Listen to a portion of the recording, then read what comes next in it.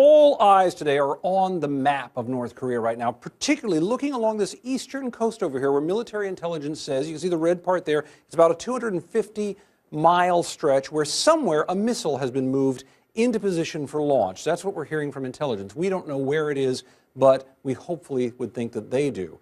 This is a fairly big area.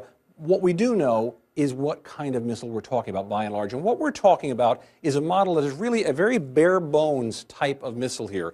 This is called the Musadan. It is believed to have evolved from a missile that was used by Russian submarines. So you can see how this profile would fit well for a submarine launch. There's also a variety of this that is used in Iran called the Shahab missile. It's generally pretty reliable, although the variations on this can be very wide. Let me get rid of the model here and bring in the stats, and let's talk about that for a moment or two.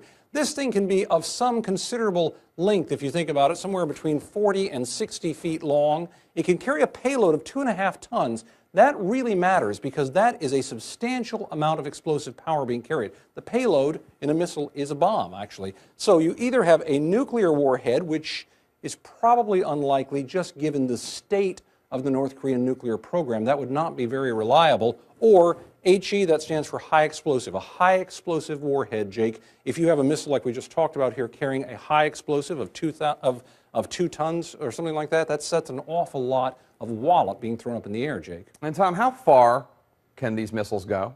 Yeah, that's a really great question. It depends on the variety of the missile we're talking about. I'm going to bring in some stats here on that as well. If you look at a map and if you say this is a two-stage missile, they can be one stage because, as I mentioned, there are many variations on the Musadan.